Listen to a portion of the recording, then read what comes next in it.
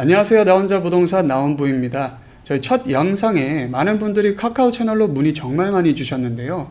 정보란에 링크 걸어두었으니 편하게 입장하셔서 양질의 컨텐츠와 부동산 소식 데일리로 받아가시길 바랍니다. 지금 그래서 집을 팔아야 되나요? 사야 되나요? 하락하나요? 상승합니까? 질문들에 대한 궁금증을 해소해드리고 오늘 이 정책 설명 말고 해야 될 행동과 하면 안 되는 행동들을 조금 살펴보겠습니다. 여러분, 정부가 명절 선물이라면서 월세 공제해 주겠다, 세금 깎아 주겠다 하니까 좋으셨잖아요. 근데 세상에 공짜는 없습니다. 단돈 100만 원 공제 받으려다가 여러분의 계좌가 탈탈 털리는 세무조사까지 받을 수 있거든요. 지금 정부가 던진 이 달콤한 사탕 뒤에 숨겨진 진짜 칼날을 보셔야 되는데, 2026년 준비 안 되신 분들에게 그냥 지옥이 될 것 같습니다. 오늘 이 영상에서는 정부가 절대 말해주지 않는 규제 역습 3가지, 그리고 5월 9일이라는 운명의 날짜에 대해 아주 세부적으로 말씀을 드리겠습니다. 내 자산을 지키고 싶으신 분들은 오늘 영상 끝까지 보시기 바라고요.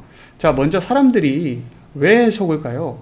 당장 눈앞에 떨어지는 떡고물만 보기 때문인데, 정부가 월세 공제 확대한다, 주말 부부도 혜택 준다, 언뜻 보면 명절 선물 같잖아요. 근데 이게 선물이 아닙니다. 지덧 위에 올려진 치즈라고 보시면 되고, 자, 그럼 그 뒤에 숨겨진 규제가 있는데 혜택을 준다는 건 반대로 말하면 그만큼 깐깐하게 감시하겠다는 뜻이거든요. 주말 부부 월세 공제받겠다고 신청했다가 너네 소득에 비해 월세가 비싸네? 이 돈 뭐야? 하면서 지금 자금 출처 조사가 들어올 겁니다. 그에 따른 세금 폭탄이라는 위험까지 있거든요. 본격적인 이야기에 앞서가지고 2026년 부동산 시장에서 살아남으려면 반드시 알아야 될 3가지 핵심 변화부터 일단 정리해드리겠습니다. 우선 첫 번째, 자금 출처의 100% 명확화입니다. 이제 너 이 돈 어디서 났어? 라는 질문에 100% 대답하지 못하면 아예 집을 살 수가 없고요. 다운 계약서요, 이제 시스템적으로 원천 차단됩니다. 두 번째, 대출 문턱의 급격한 상승입니다. 지금 연초라서 대출이 안 나오는 게 아닙니다. 위험 가중치 상향과 은행 대출 심사 강화로 시장 유동성 자체가 줄어드는 겁니다. 내년 연초가 되어도 은행의 문턱은 여전히 더 높아질 겁니다. 세 번째, 매도의 기회가 완전한 이제 종료가 된 것 같습니다. 다들 아시겠지만 5월 9일 이 날짜가 데드라인이거든요. 양도세 중과 유예가 이날 종료될 가능성이 굉장히 큽니다. 이 기회를 놓치면 듣도 보지도 못한 세금 폭탄을 맞게 될 것 같습니다. 자, 그러면 이 살벌한 변화들 속에서 우리는 도대체 어떻게 준비를 해야 될지 지금부터 하나하나 디테일하게 파헤쳐 보겠습니다. 자, 우선은 핵심은 자금 출처 100% 명확화입니다. 내 돈이 100% 어디서 났는지 증명되지 않으면 이제 아예 등기 자체를 칠 수가 없습니다. 내 돈 다 내고 집 샀는데 등기소에서 등기를 안 받아준다는 그런 얘기입니다.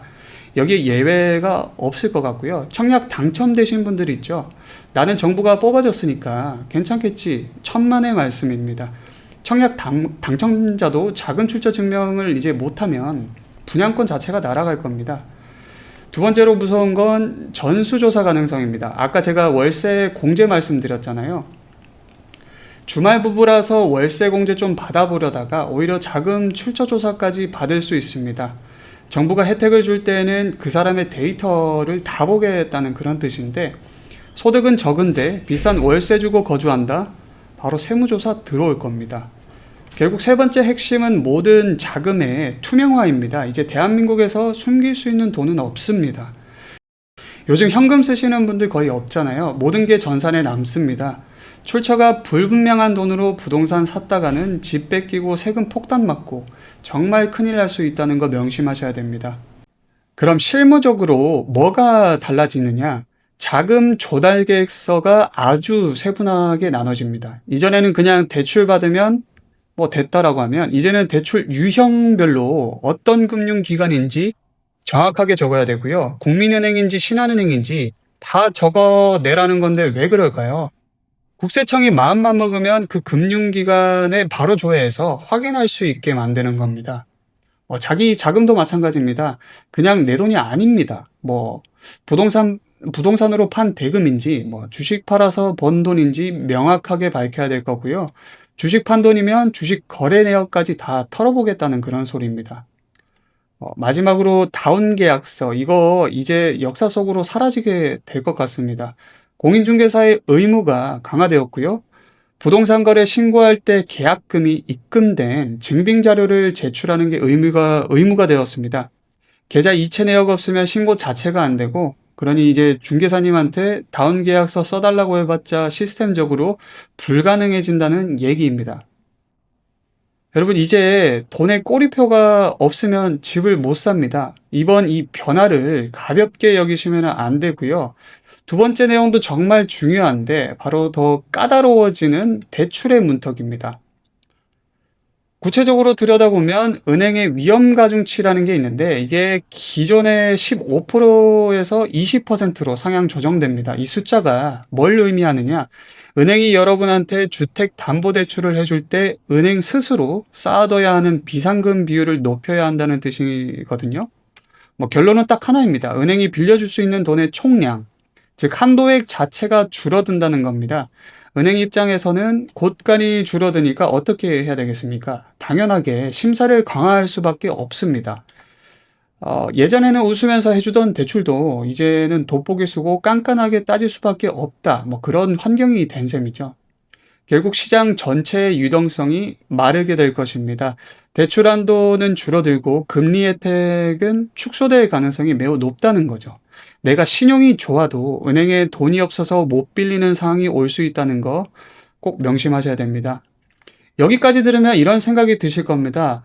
2026년 진짜 너무 힘들어지는 거 아니냐? 숨은 쉬고 살라는 거냐? 그래서 뭐 희소식도 어느 정도 있는데요. 정부가 채찍만 드는 건 아닙니다. 무주택자와 서민에 대한 지원은 확실히 확대하겠다고 합니다. 핵심은 세제 혜택의 사각지대 해소입니다. 가장 눈에 띄는 게 주말 부부인데요. 직장 때문에 떨어져 사는 주말 부부인데 무주택자다. 예전에는 주소지 다르다고 안 해줬는데 이제 월세 세액공제를 적용을 해줄 겁니다. 더 대박인 건 공제 한도입니다. 세대주와 배우자의 월세액을 합산해서 최대 1천만 원까지 인정해 준다고 합니다. 1천만 원 공제면 이거 금액 굉장히 큰 거거든요. 놓치면 바보인 겁니다. 여기에 다자녀 혜택도 강화되고요. 세 자녀 이상 가구는 공제 대상 주택 기준도 대폭 완화해 준다고 합니다. 해당되시는 분들은 2026년에 이 혜택들만큼은 악착같이 챙기셔야 되고요. 규제는 피하고 혜택은 챙기는 게 생존의 지혜가 아닐까 생각이 듭니다. 자, 지금까지 말씀드린 첫 번째, 두 번째 내용은 무주택자나 1주택자 분들이 챙겨야 할 생존 가이드였다면 지금부터 말씀드릴 이제 세 번째 내용. 이건 다주택자 분들에 대한 이야기입니다. 집 여러 채 갖고 계신 분들 지금 딴짓하지 마시고 화면 집중해서 들으십시오. 지금 여러분의 자산이 걸린 데드라인이 이제 다가오고 있습니다. 세 번째 핵심 내용 다주택자 분들에게는 이게 오늘 영상의 결론입니다. 바로 집을 팔기가 더 어려워진다. 즉 매도 기회가 강제로 종료된다는 겁니다. 여러분이 이제 기억해야 될 운명의 날짜 딱 정해져 있습니다. 바로 5월 9일 확정입니다. 다주택자 양도세 중과 배제 유예 이거 5월 9일까지만 연장이 됩니다. 지금 시장 분위기 보시면 설마 또 연장해 주겠지. 단호하게 말씀드립니다. 5월 9일 분명히 종료라고 합니다. 앞으로 촬영일 기준 96일 남았거든요. 향후 시장 흐름을 보시면 아시겠지만 집값이 조금이라도 꿈틀대는 모습이 보이니 정부는 절대 추가 연장 안 할 것 같습니다. 그래서 매도를 고민 중이시라면 지금이 탈출할 수 있는 마지막 기회가 될 수 있을 것 같습니다. 그래서 세금이 도대체 얼마나 나오길래 이렇게 겁을 주느냐 하시는 분들에게 시뮬레이션을 제가 한번 돌려봤거든요. 이 숫자를 한번 잘 보십시오. 다들 아시겠지만 양도세 기본 세율 최고 구간이 45%입니다. 이것도 세지 않습니까? 근데 5월 9일이 지나서 중과세 맞으면 어떻게 되냐? 2주택자는 여기에 20%가 더 붙습니다. 그럼 65%, 최대 65%입니다. 내가 10억 벌었는데 6억 5천을 세금으로 내는 겁니다. 아래 이제 3주택자는 더 심각합니다. 여기에 30%포인트가 가산됩니다. 그럼 합이 얼마입니까? 최대 75%입니다. 이게 내 수익입니까? 아니죠. 여러분은 이제 그냥 국가를 위해 세금을 걷어주는 대행업자가 되는 거. 뭐 그런 겁니다. 2주택자, 특히 3주택자 이상이신 분들 정말 양도세가 상상을 초월하게 됩니다. 5월 9일 이후 팔았다가는 수익은커녕 엄청난 세금 폭탄만 끌어안게 될 것 같고요. 이 날짜 넘기시면 듣도 보도 못한 세금 고지서를 받게 될 수도 있습니다. 반드시 명심하시고 당장 세무 전문가 만나서 사실 뭐 계산기를 두들겨 보셔야 될 때일 것 같거든요. 근데 이번 영상은 사실 뭐 부동산을 지금 이제 보유해라, 팔아라 이렇게 말씀을 드리는 게 아니라 헷갈릴 때는 급하게 일단 움직이지 말고 한 번 더 생각해 보라고 만든 영상입니다. 뭐 문재인 정부 때와 비슷한 상황인데 그때 판 사람들은 뭐 손해였고 보유자들은 또 돈을 벌었었는데 뭐 정부의 의도는 명확한 것 같습니다. 전세는 없애고 매매 월세 폭등시키고 뭐 자포자기한 2030 세대는 이제 공공임대행으로 이제 가라. 뭐 그런 말인 것 같기도 하고요. 뭐 복잡하고 어려운 부동산 시장 내용들은 앞으로 제가 먼저 여러분들한테 눈높이에 맞춰가지고 소식을 전해드릴 건데, 뭐 이번 영상 보시면서 헷갈렸던 포인트나 궁금하신 점은 댓글로 남겨주시고, 비슷한 질문이 많으시면 다음 영상에서 제가 이어서 풀도록 하도록 하겠습니다. 영상 보시기가 어려우신 분들은 아래 링크를 통해 카카오톡으로 매일 부동산 이슈와 양질의 컨텐츠, 뭐 정보 제가 전달을 해드리고 있으니까요. 참고 부탁드리고요.